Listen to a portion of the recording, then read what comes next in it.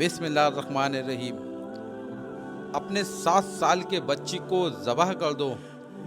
اللہ کے حکم پر حضرت ابراہیم علیہ السلام نے اپنی بیوی اور دودھ پیتے بچے کو عرب کے ایک ویران علاقے میں چھوڑ دیا اور پھر واپس آ کر فلسطین چلے آئے۔ حضرت ہاجرہ مکہ کے ویران علاقے میں ہر روز اس جگہ کو دیکھ کر روتی رہتی جہاں ان کے شوہر حضرت ابراہیم انہیں چھوڑ کر گئے تھے۔ اس ویران علاقے میں ان کا کوئی بھی سہارا نہ تھا۔ ادھر فلسطین میں حضرت ابراہیم علیہ السلام اپنی بیوی و بچے کو بہت یاد کرتے اور اللہ سے دعائیں کرتے کہ اے اللہ مجھے میری بیوی بچے سے ملنے کی اجازت دے دے۔ اسی طرح 1 سال گزر گیا لیکن بیوی بچے سے ملنے کی اجازت نہ ملی۔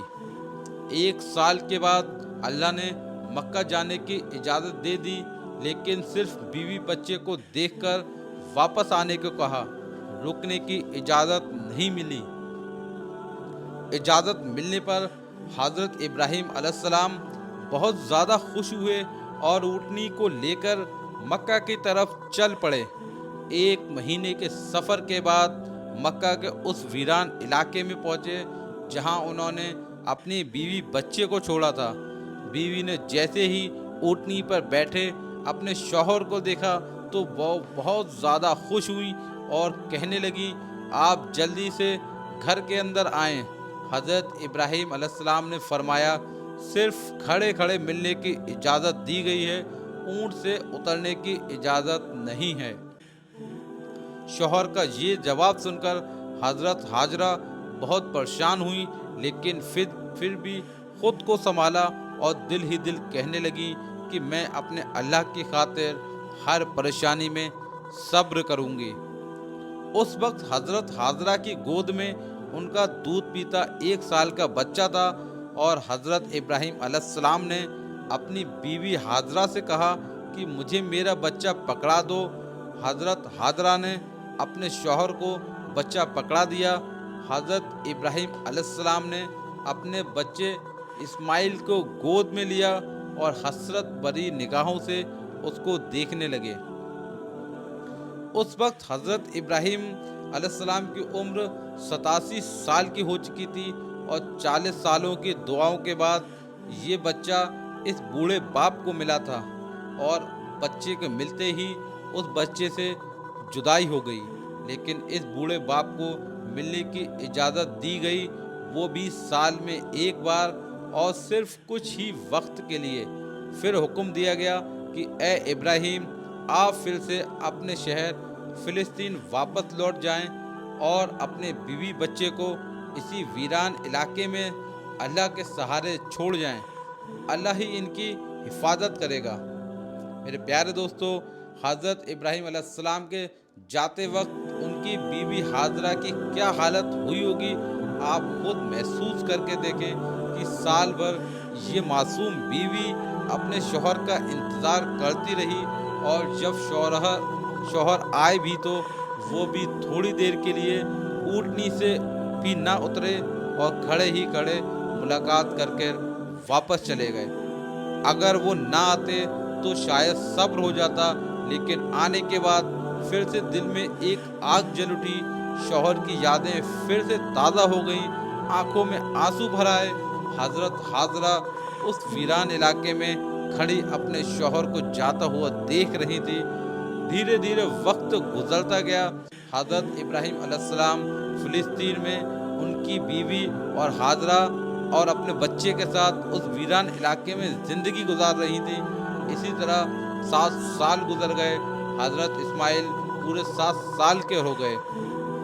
ان 7 سالوں میں حضرت ابراہیم علیہ السلام پھر دوبارہ مکہ واپس آنے کی اجازت نہ ملی اور وہ دن رات اپنے بیوی بچوں کو بہت یاد کرتے تھے۔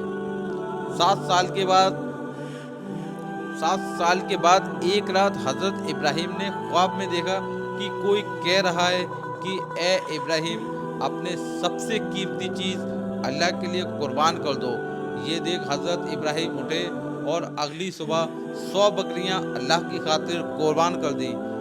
अगली रात फिर से वही ख्वाब आया कि कोई कह रहा है कि ए इब्राहिम, अपनी सबसे कीमती चीज़ अल्लाह के लिए कुर्बान कर दो। हज़रत इब्राहिम उठे और अगले दिन 100 ऊँट अल्लाह के लिए कुर्बान कर दिए। तीसरी रात फिर से वही ख्वाब नजर आया और कोई कह रहा है, ए इब्राहिम, अपनी सबसे कीमती चीज़ अल्लाह के लिए कुर्बान कर दो। तो हज़रत इब्राहिम समझ गए कि ये इशारा मेरे बच्चे इस्माइल की तरफ है, क्योंकि मुझे दुनिया की सारी चीज़ों में सबसे ज़्यादा मोहब्बत अपने बच्चे इस्माइल से है। इसलिए शायद अल्लाह चाहता है कि मैं अपने बच्चे इस्माइल को ज़बह कर दूं। ये ख्वाब देख अगले दिन हज़रत इब्राहिम अलैहिस्सलाम ने एक तेज धार छुरी ली और फिर अपनी ऊँटनी पर सवार होकर मक्का की तरफ चल दिए। उस वक्त हज़रत इब्राहिम अलैहिस्सलाम की उम्र 92 साल हो चुकी थी। दोस्तों, आप थोड़ा सा इस बूढ़े बाप का दर्द महसूस करके देखें कि 40 साल दुआ मांगने के बाद एक बच्चा मिला और फिर उसके साथ रहना भी नसीब ना हुआ। कई सालों की दुआओं के बाद उस बच्चे की मिलने की इजाज़त मिली, लेकिन साथ में हुक्म दे दिया गया कि ए इब्राहिम, तुम अपने बच्चे से मिलना तो ज़रूर, लेकिन साथ में एक छुरी भी लेकर जाना और बच्चे से मिलकर उसको ज़बह कर देना। ऊँटनी के हर कदम कदम पर हज़रत इब्राहिम अलैहिस्सलाम के दिल में जैसे तीर चल रहे होंगे। एक तरफ अपने दिल के टुकड़े और प्यारे से बच्चे से मिलने का शौक़ होगा, दूसरी तरफ ये ख्याल भी सता रहा होगा, मैं तो अपने बच्चे को ज़बह करने जा रहा हूँ। इधर हज़रत इस्माइल रोज़ अपनी अम्मी हाजरा से पूछते होंगे कि अम्मा जान, मेरे अब्बा कौन हैं, वो कहाँ हैं और वो मुझसे मिलने कब आएंगे। हज़रत हाजरा अपने प्यारे बच्चे को दिलासा देती होंगी कि बेटा परेशान ना हो, एक दिन तेरे अब्बा ज़रूर आएंगे और फिर हम सब मिलकर एक साथ खुशियों भरी ज़िंदगी गुजारेंगे। हज़रत इब्राहिम अलैहिस्सलाम 1 महीने का सफ़र करके अपनी बीवी हाजरा के पास पहुँचे, मक्का पहुँचे।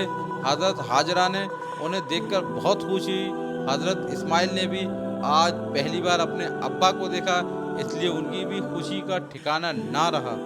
हज़रत इब्राहिम अलैहिस्सलाम ने अपने बच्चे इस्माइल को गले से लगाया और फिर बीवी से कहा कि मेरे बच्चे को तैयार कर दो, आज मैं उसे घुमाने ले जाऊंगा। ये बात सुनकर बीवी बहुत खुशी, चलो आज पहली बार मेरा बच्चा अपने अब्बा के साथ घूमने जाएगा। लेकिन उन्हें क्या पता था कि उनके बच्चे इस्माइल के लिए अल्लाह की तरफ से कुछ और फैसला हो चुका है।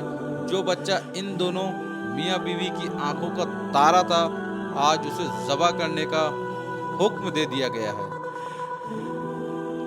हज़रत हाजरा ने जल्दी जल्दी बच्चे इस्माइल को तैयार किया और फिर हज़रत इब्राहिम अलैहिस्सलाम अपने बच्चे इस्माइल को लेकर मीना वादी की तरफ चल पड़े।